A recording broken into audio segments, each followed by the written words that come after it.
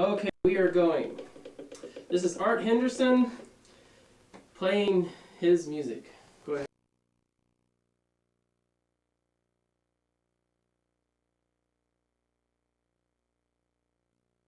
Was made popular by Gounod's arrangement of Ave Maria, which is much slower.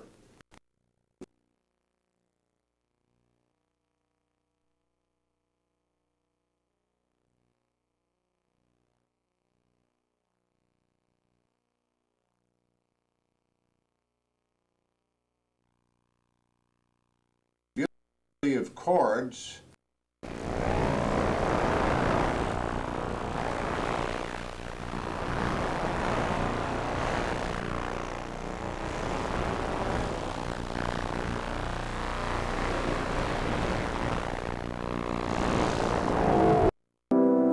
Like that were never used by other composers before Bach. They were considered too dissonant.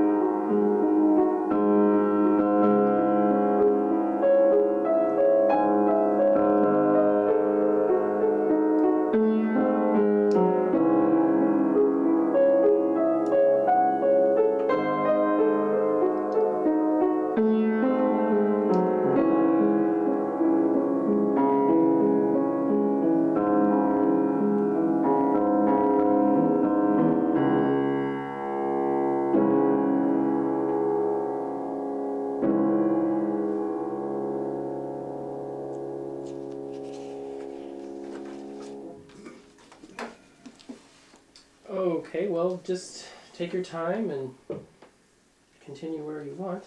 I think we'll just let it roll. Is that all right? Okay. And I would do you, what are you going to do next? Or All right, this one here is the Prelude in C minor by Chopin, a prelude of chords, and it's slow. Sometimes it was referred to as a funeral march, but it is not. It was not meant to be. There is another funeral march by Chopin that's very popular, but this is not the same one. And this shouldn't be called a funeral march, although it is slow. Prelude in C minor.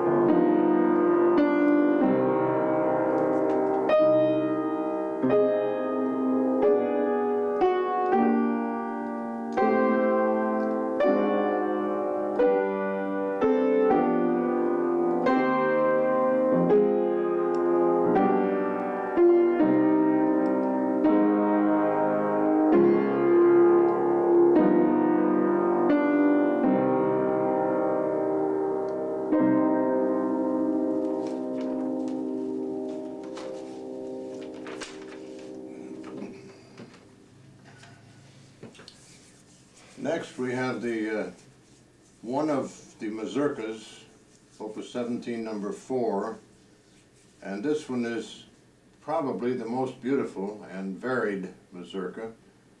The Mazurka is a predecessor of the Waltz. It's Polish, of course, and in this piece the accent comes not on the first beat always, which is typical of the Mazurkas, but the Russian Mazurka comes on the last beat, the accent. And this is a very beautiful piece. It has been choreographed by certain dancers who feel that this piece is worth choreographing because of its very musical quality.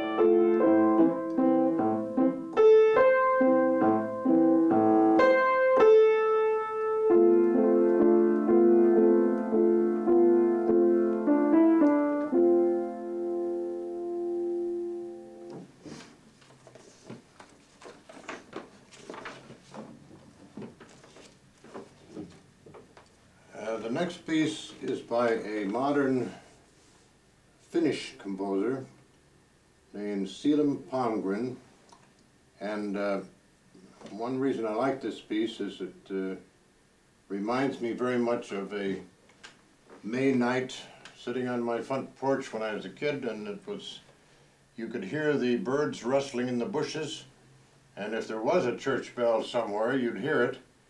But I presume this was written in the rural country, and way off at the sound in the distance came the sound of chimes, evening chimes calling the people to the evening vesper service. And Pondgren was, when I was a student at the Eastman School, I remember him. He came there to teach in the early 20s. That's one of the first piano teachers they had. He stayed about a year, but he got homesick, so he went back home. I remember walking in the door one time, a revolving door, and he was coming out, a very distinguished-looking man, and he was known as the Chopin of the North. His music is very much like the music of Claude Debussy. May Night.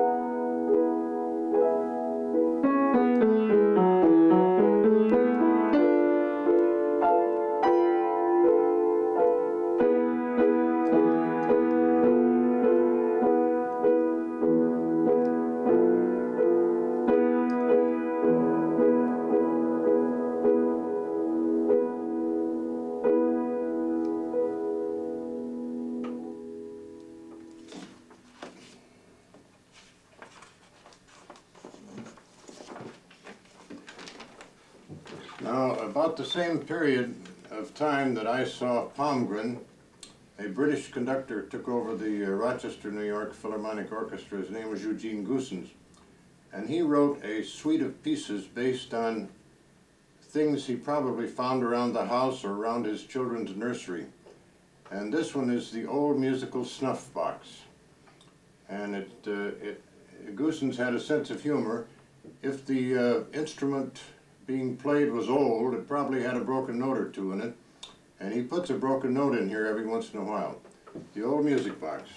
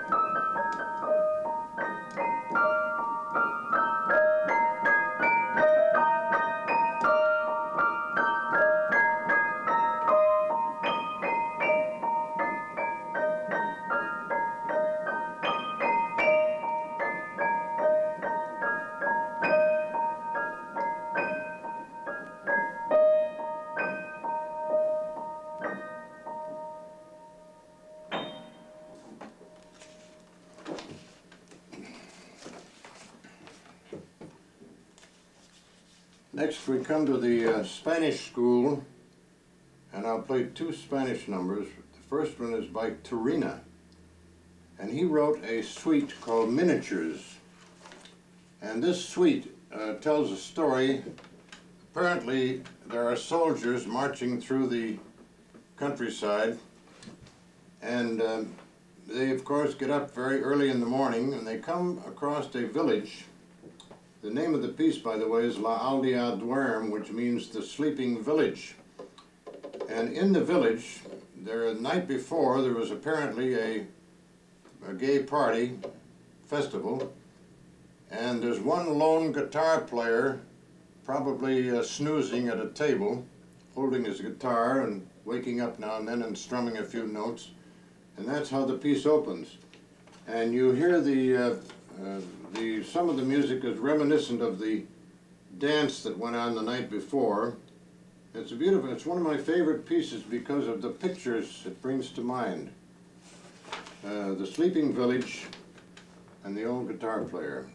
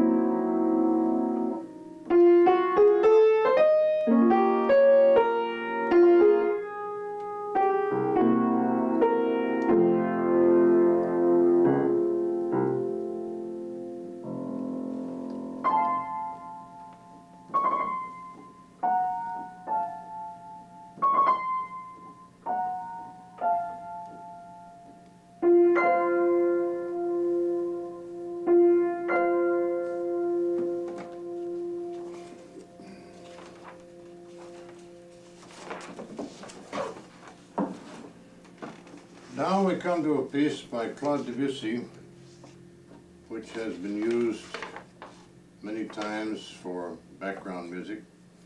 Debussy wrote many pieces. One of his preludes called La Fille aux Cheveux de Lin, The Girl with Flaxen Hair. And the piece is based on a Scotch poem, or a poem about a Scotch girl who's tending her sheep and sitting on the hillside and surrounded by heather.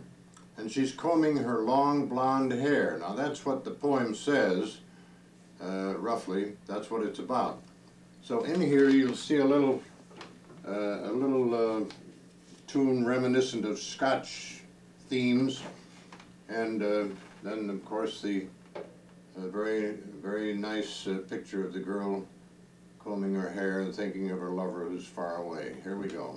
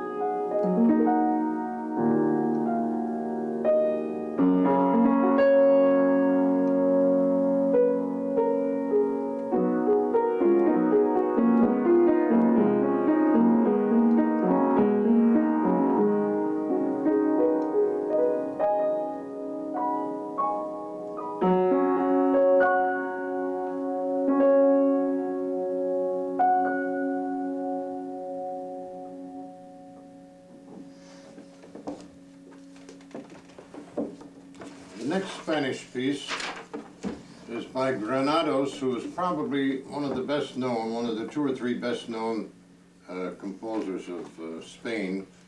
He was a very fine pianist, and this is called Playera, Spanish dance, and I found out from someone who knew Spanish that probably means a dance danced on the seashore or by the seashore.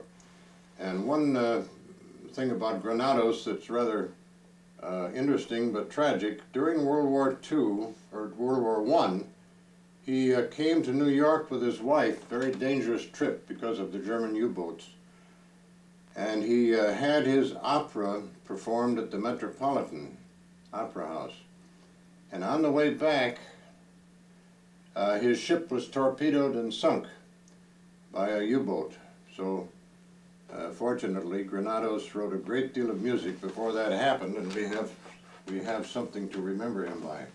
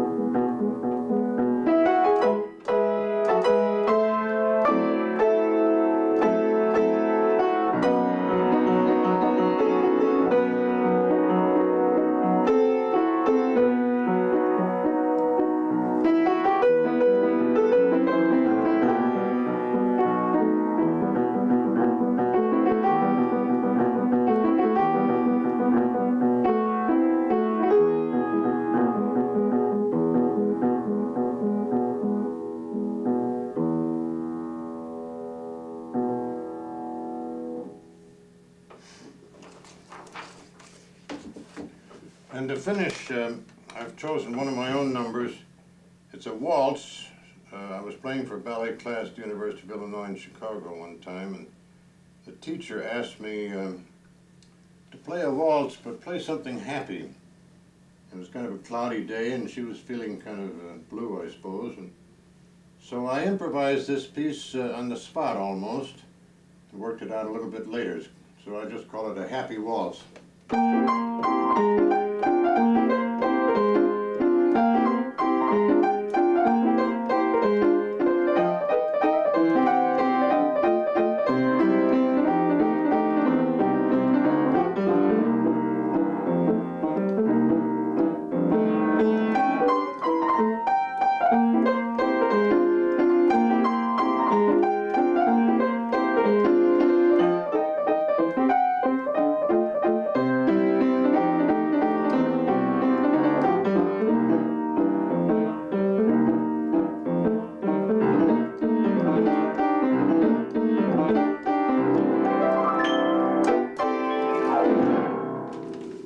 That's it. Okay, hold on. Okay, anytime. After World War II in Europe, we had nothing to do except to break up the outfit, and I was in Germany, and the first sergeant told me about a job that was open at Biarritz for GIs. That was the Army University they set up in Biarritz, France. And they had a music department that was very fine. And they wanted some teachers, so he said, I think you ought to apply for that job. And he said, I'll send your papers to headquarters right away and you can get going. So I did.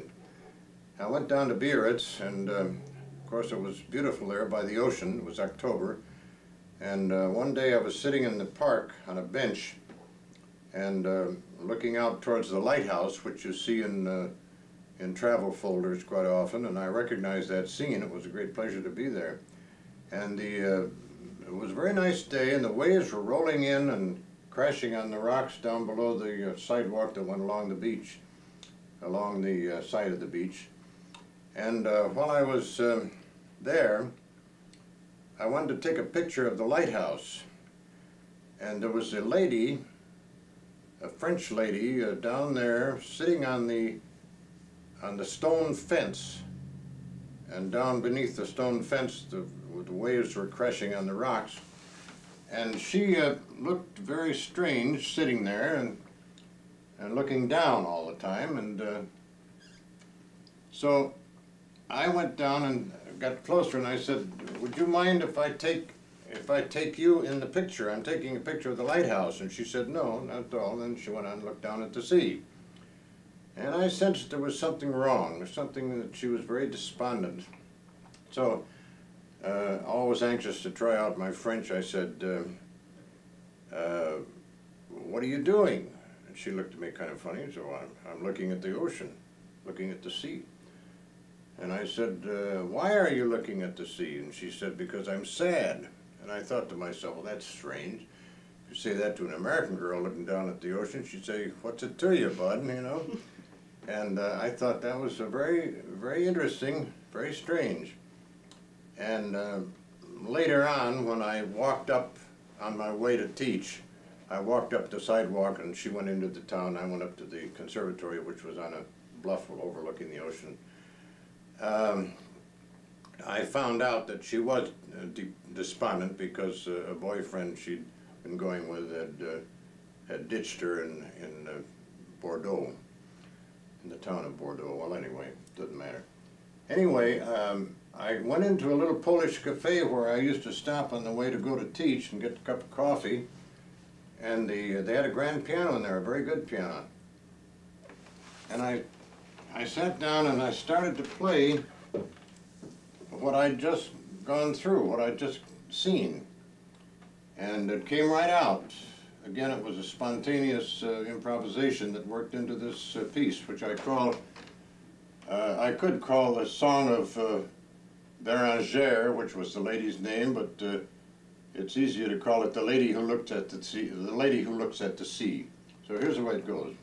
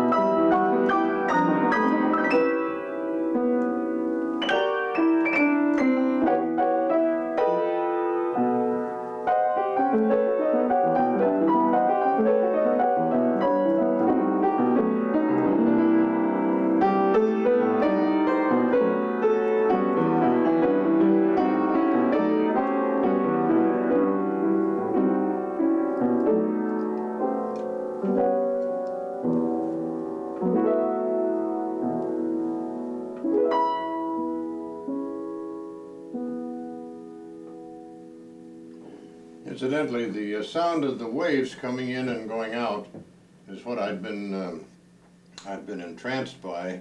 That is probably this.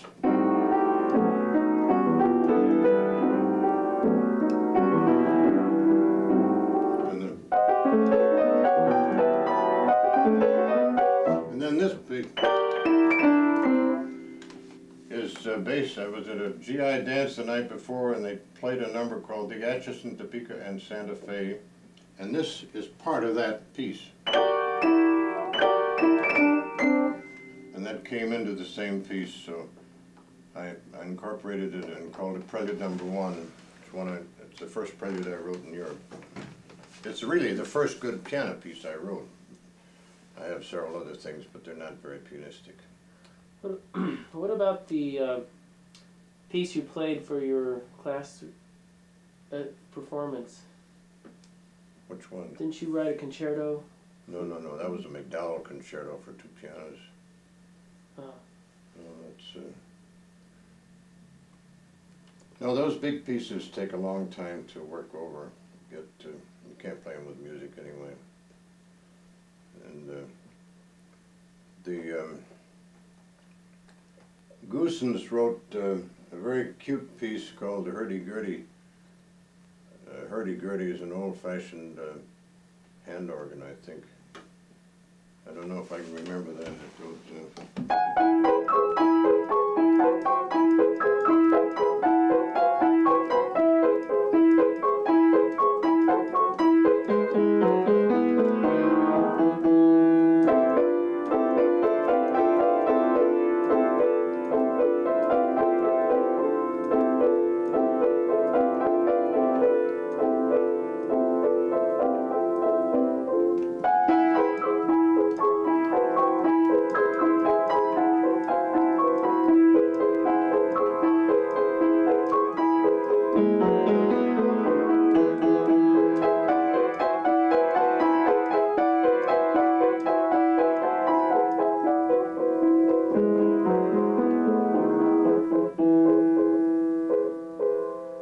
that too has a broken note in it, see. So, there's one other thing I might run through. Is that thing still on? Yeah, go ahead. It's a piece that it's part of a piano concerto, and it's probably going to be towards the last part of the last movement. It's like a fantasy stuck right in the middle of the last movement. It goes like this.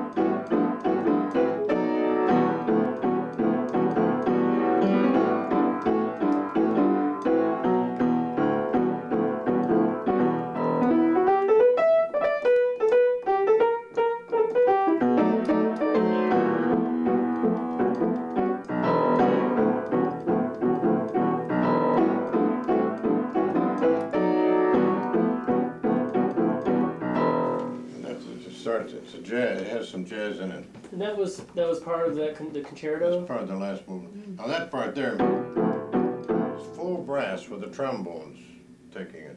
That's not piano, see? Oh. And the piano would be...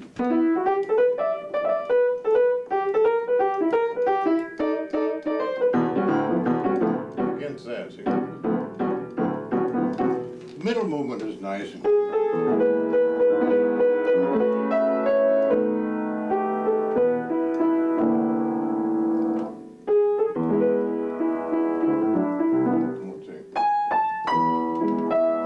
Solo, the middle movement.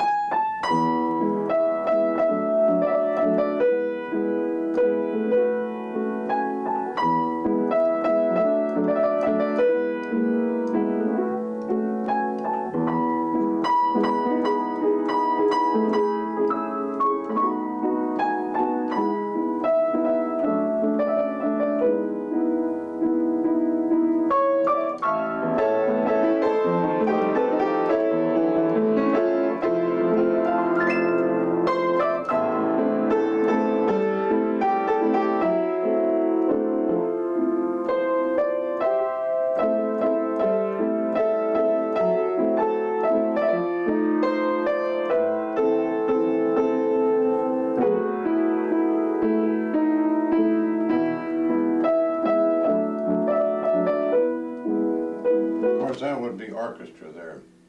The piano comes in.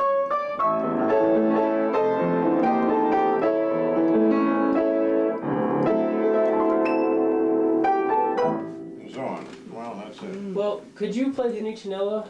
Who? Panicinella? No. What about your version of Summertime? Oh, I don't know.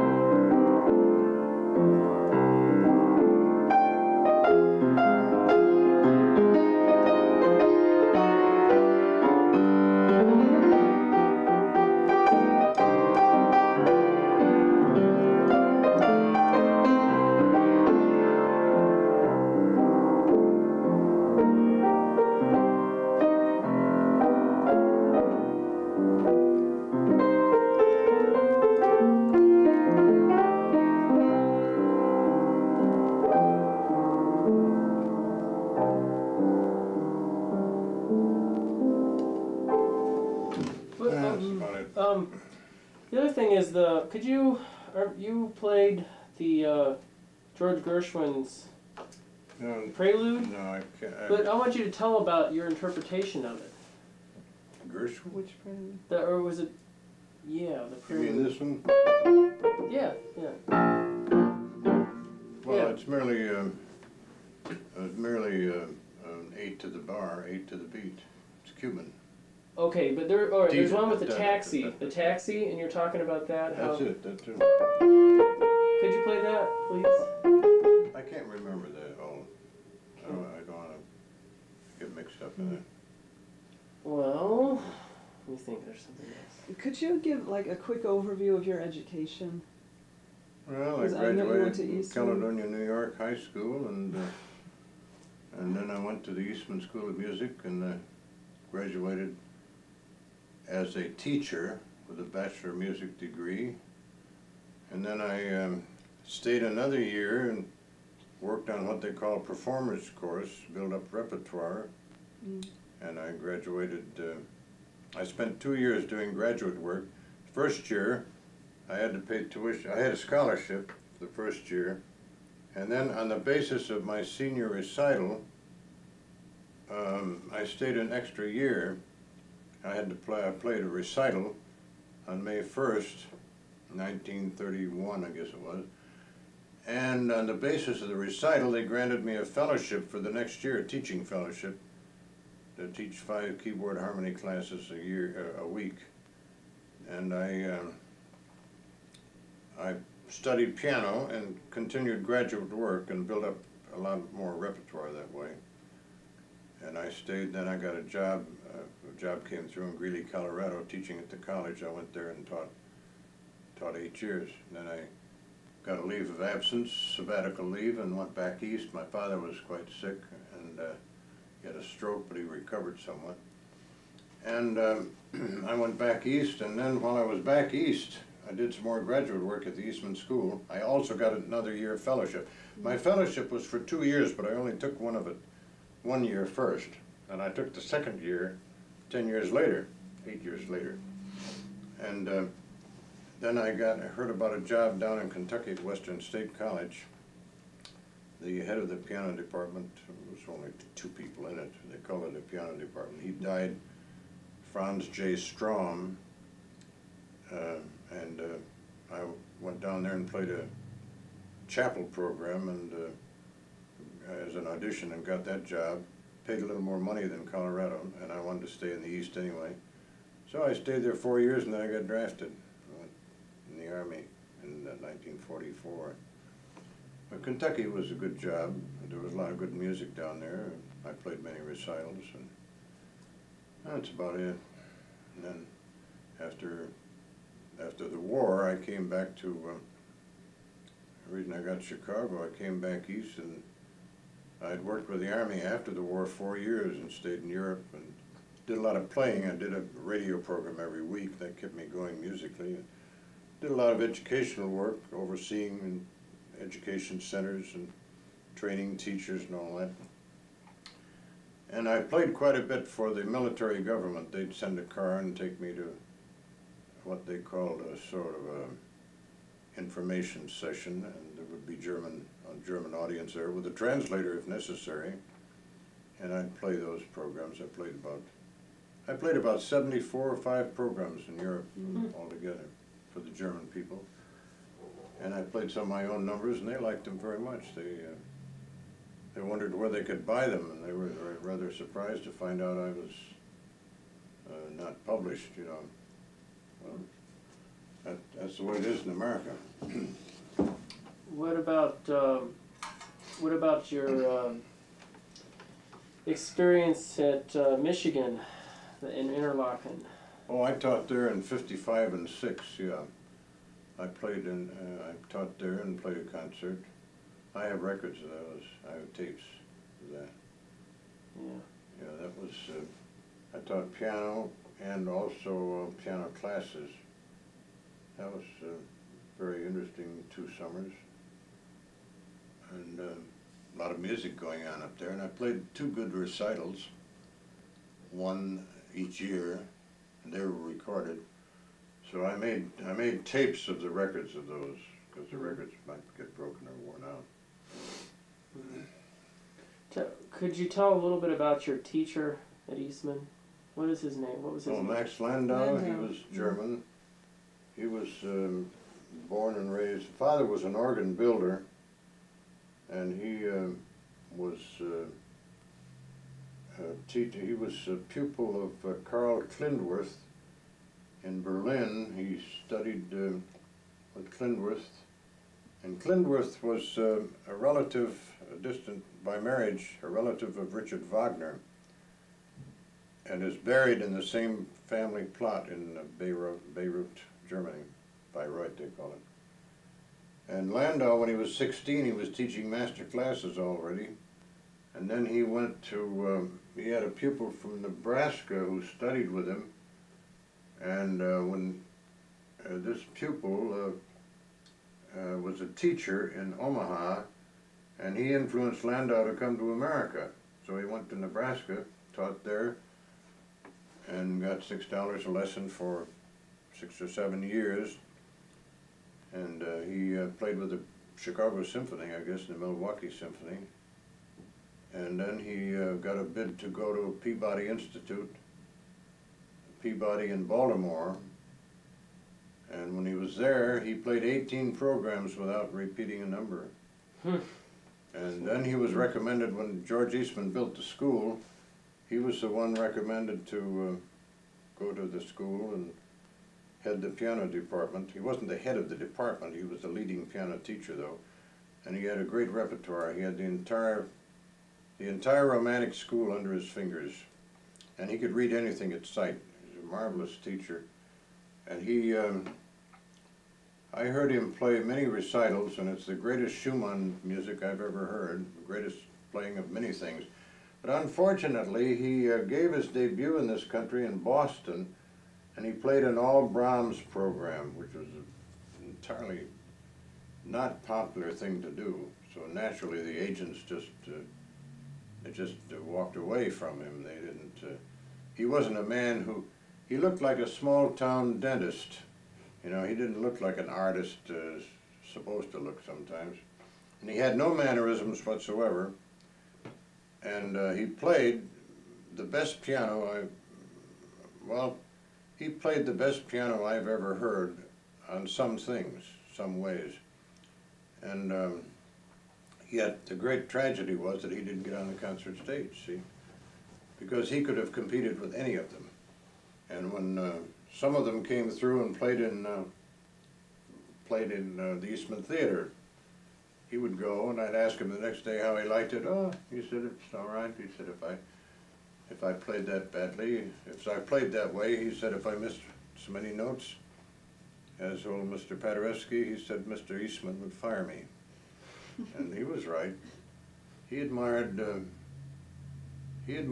pianists who were good. Petrie was his favorite, Egon Petrie. He was a Dutch pianist, and he thought he was the greatest. But Landau, to me, is a great tragedy, is they have all those tapes. They recorded all those programs, and they're at Eastman somewhere, and someday I'm going back and ask if they don't get those out and make a record for us, and drum up some interest among the students who are still living. Because he played magnificent piano. They did that with one teacher back there. So they made tapes of all of Landau's stuff? Yeah, sure. They actually made little records in those days, see? Mm-hmm. And those records could be made out into tapes. Mm-hmm. They did that with Mrs. Gennard. I have her tapes. But she was a good pianist, very fine, but not in Landau's class. He was a great man. He had a good sense of humor. If I played, took small pieces like that Granados piece or any of these little pieces, he would say, why do you bring me these high school girl pieces? I don't care about her, you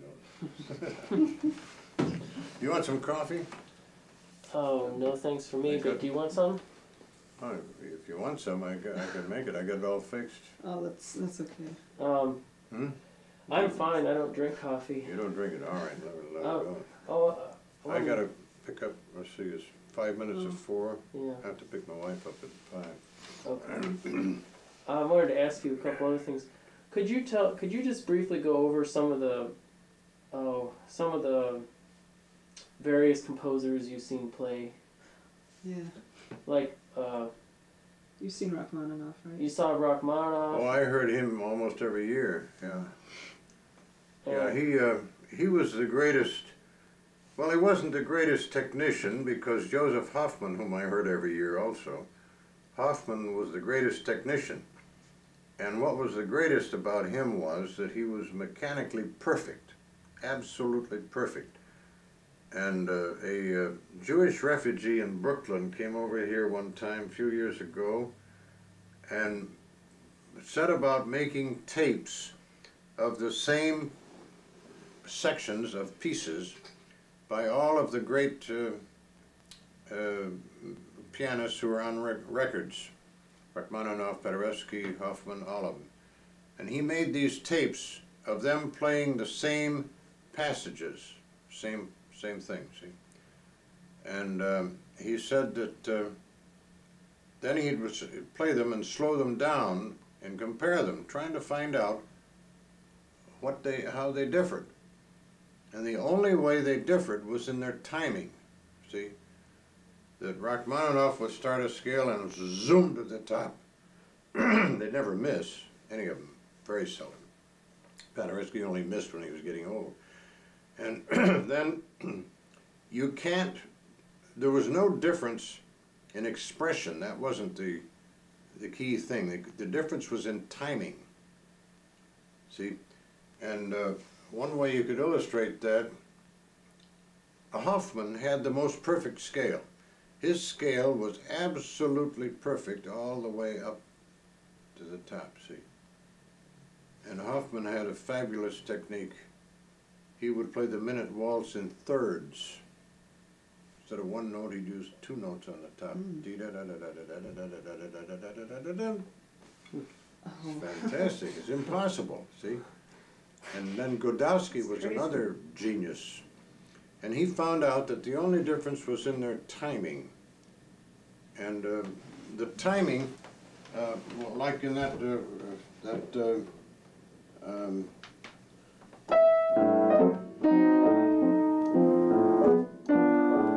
now, if I play that,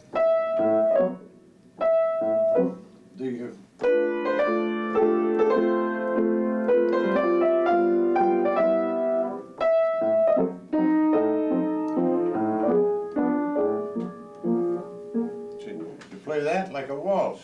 Where did I get that? I don't know. I just feel it that way, and that's the way it should be. But I've heard other pianists play that, famous pianists, and they don't do that. They play it so it doesn't have any style. That style doesn't come in my touch. It comes in the fact that I either play it loud or soft. I happen to play it loud. I happen to play it soft, but it comes in the timing. A little more delicate, see? And the Mazurka, I forgot to say that, the Mazurka is the predecessor of the waltz. And then in Germany, the farmers started what they call Landler. They were waltzes, and they were based on the Mazurka, but they didn't dance the Mazurka like the Poles did. They danced the waltz, see, kind of a slap-happy thing at first, and then gradually the waltz got into Vienna and became crystallized into what we call Viennese waltzes, flowing, you know. And but the Mazurka was the forerunner of the waltz. And I heard Hoffman many times, and he was fabulous to listen to. The greatest part of those programs were the encores. We used to stay, you know, and bring them back 4 or 5 times, and well, you'd hear pieces. What about, could you tell a little bit about your feelings of George Gershwin? Well, I got acquainted with Gershwin's music. Of course, I played popular tunes by him when I was a kid. And my sister played quite well, and she had a Gershwin album. And when I was teaching piano, I had a student named Harry McClure who was working on the Gershwin Concerto. That's the first time I'd heard that, and then I got to know Gershwin through him quite a bit. And he played the Rhapsody in Blue, and he played the Concerto in F. And it was nice to get to hear Gershwin, and that's how I got acquainted with Gershwin, and used his music a lot in teaching, especially the Preludes. And the Rhapsody in Blue is very hard to teach because you have to use 2 pianos for the orchestra part. I saw Gershwin once. He was rehearsing a Cuban overture at Eastman on an American workshop series, and I remember seeing him. And I have a recording. There are recordings of his playing. He played very good piano. You also saw Horowitz in his first tour. Yeah, he banged a lot, and he played a great deal with his wrist. we thought he banged a great deal, which he did in those days. But he didn't make the impression on me that Rachmaninoff did in those days. But today he's mellowed and plays 100% better than he did even then. With age, they get a little bit more mellow. And he was very erratic. He would pound a lot and do a lot of wrist. We call him a wrist breaker. But the one that influenced me the most was Paderewski. I heard him right after World War I, his first tour, and he played very well. He played a beautiful program, and I got interested in piano mostly from hearing him play. He had the quality of influencing people. The rest of them impressed people, and they astonished people, and everything else. But Paderewski could bore a hole right through you with his pieces. A very spiritual man. He played an impromptu by Schubert, and those pieces remained with me. I never forgot how he played them. That's the way my teacher was. When he played a piece, why, you didn't forget it. And somebody said that's true of Franz Liszt, that everything he ever played, you could remember years later. Never forget. Made such an impression on your brain. He was terrific. Somebody that you knew was living in Switzerland when they were a tiny boy. Who was that? Oh, that was Rudolf Ganz, this man here. He was a little boy, and his people were wealthy, and they entertained a lot. He said they entertained Brahms in their home once, and he came to the top of the stairs, and when he was supposed to be in bed, looked down. He saw Brahms, and I think one time he saw Liszt there also. But he was one of the great pianists. He played until he was in his 80s. Played an orchestral concert in his 80s, and it was very good. Then he stopped. That was the last orchestral concert he gave. It was astounding how well he played. I don't know how they do it. No, do you want to record something? No, thanks.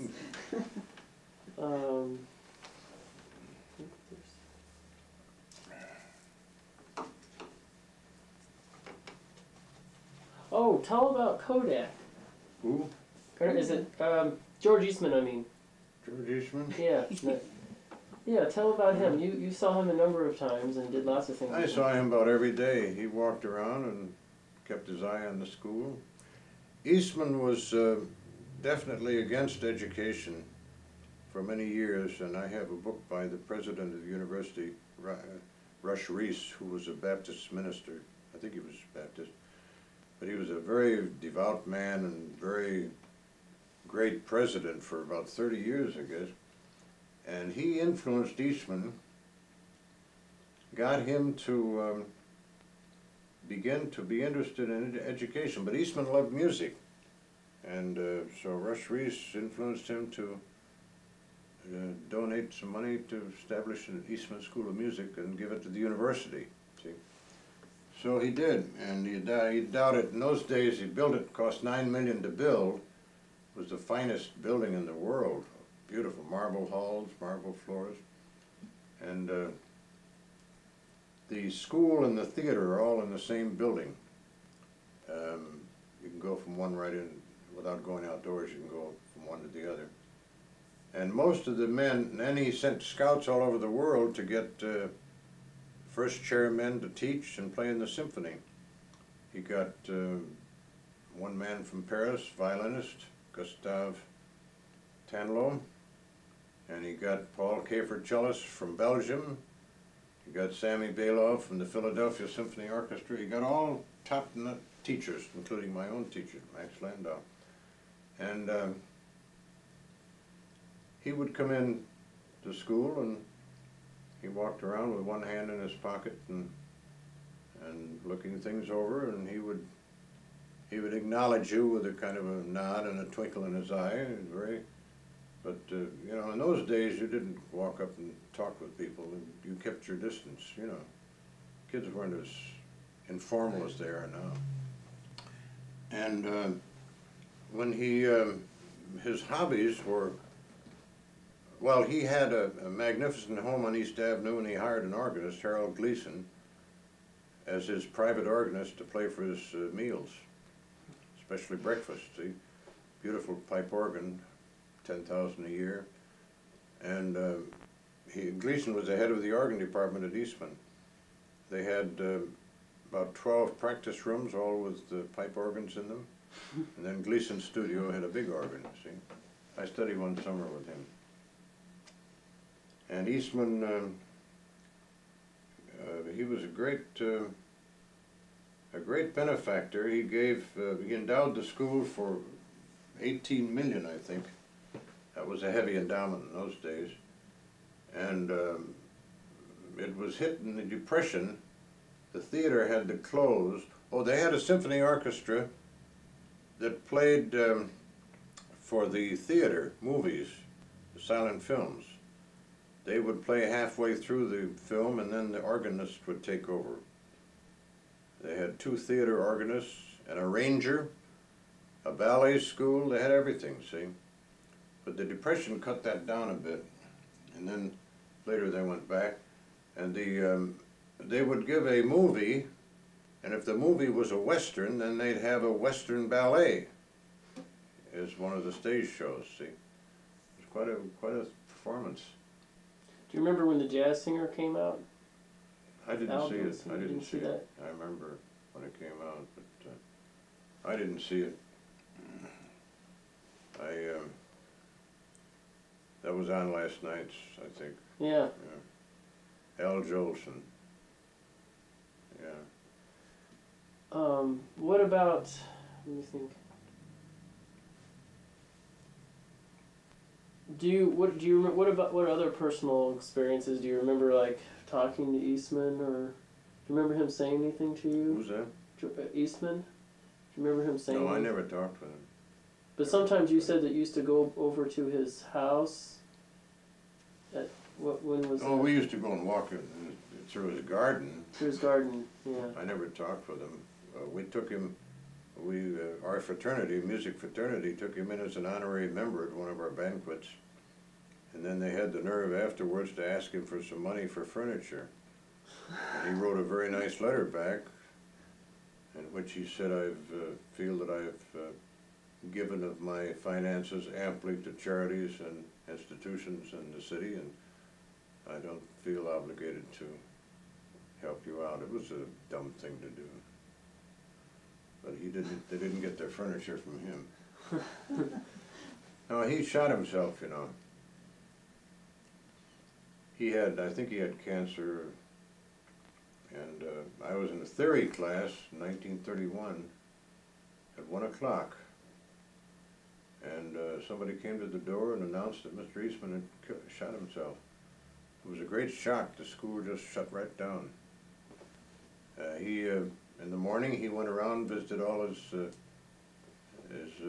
presidents of his different factories that he had in Kodak, and went around to see them, and then drove home and put on a dressing gown, went up in his room and put a bullet through his head.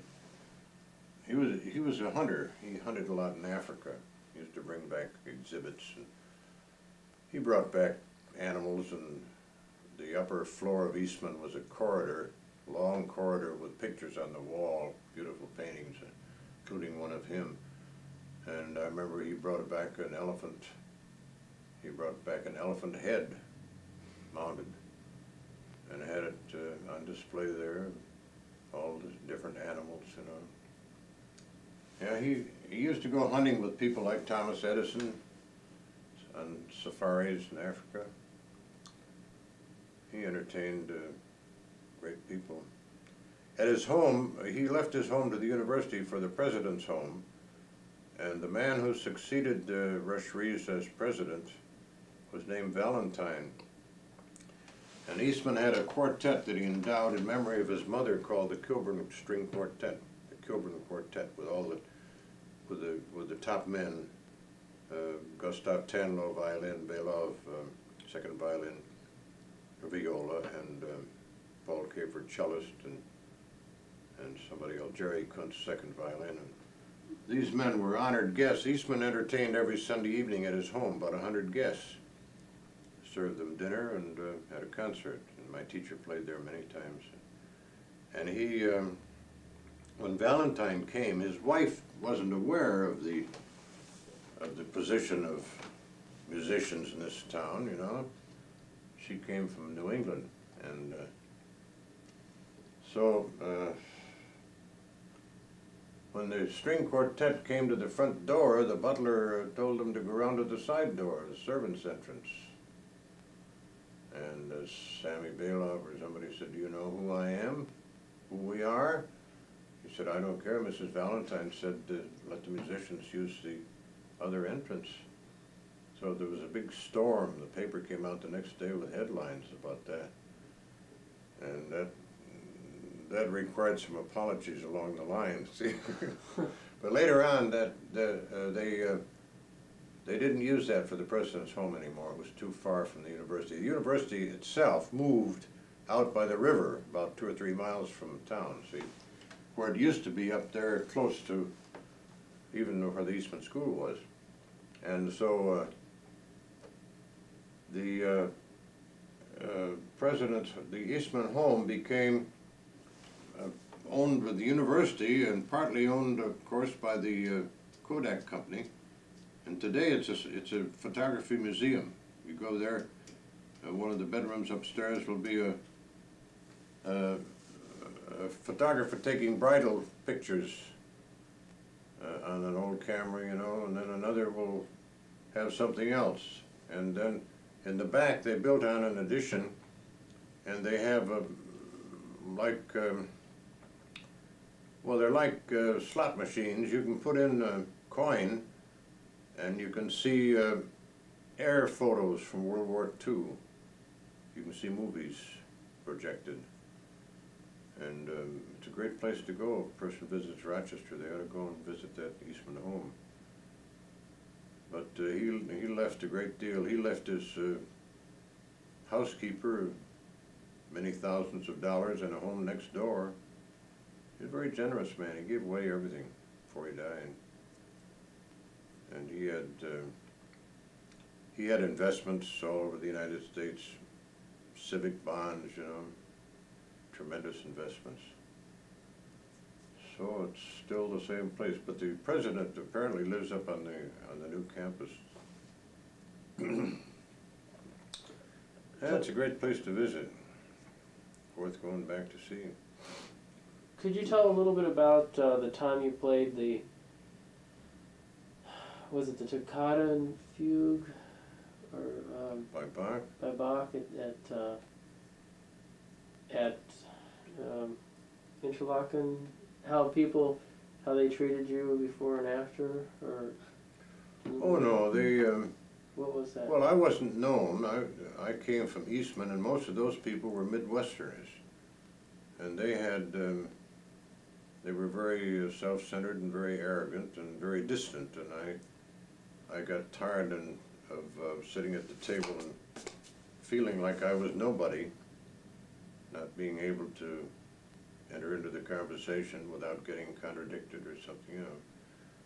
So I wasn't too happy about it, and so on August 16th I played this recital, and the next day some of these people came around bowing and scraping and telling me how, oh my, that was so beautiful, and what arrangement was that, and you know. I felt like spitting in their face. I thought, now, do I have to play a Bach toccata and fugue to become friendly, you know? It's very, very strange. It was like that, though, up there. They didn't, when they first started the Interlaken Music Camp, Howard Hansen, the director of Eastman, was one of the regulars there. He was there every summer and conducted his own works. And their theme song even was part of his symphonies. And but by the time I got there in 55 and 6, that influence had grown stale. Morton Gould went up there once in a while, and later on Van Cliburn went there, you know. But they had their sponsors and visiting artists once in a while. And I enjoyed playing. I was very busy though. I had a very heavy schedule. I had to practice at 10 o'clock at night because it was cool enough. I'd go in the studio and practice at a Baldwin acrosonic piano. And I enjoyed playing because then your reputation would go up, see, as soon as they heard you perform. Had a lot of good musicians there. One man, the first violinist, he was playing on the Krusky stage, and during concert he dropped dead of a heart attack. Forgotten his name. He was a very nice guy, middle-aged man.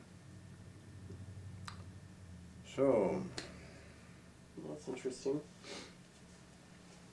Let's see. Kathy? sure.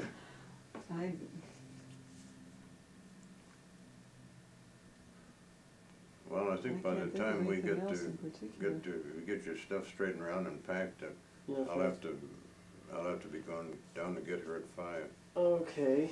So I guess we better. What about could you play that nocturne, the Grieg nocturne? Have you got it with you? No. I haven't got it either. But don't you have it memorized? No. Oh. I never. I thought you had everything memorized. No. You don't have it with you? Hmm? Mm-mm. I didn't bring it. I didn't bring my music. I only brought one thing. What about could you tell a little about Morton Gould? Don't know anything about him. But you saw him several times, didn't you? Or? I met him at Interlaken once.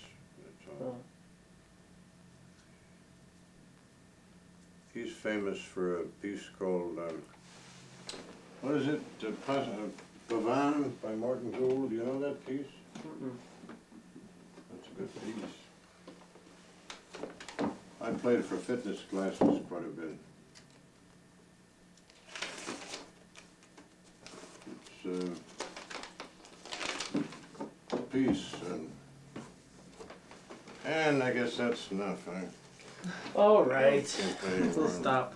I'm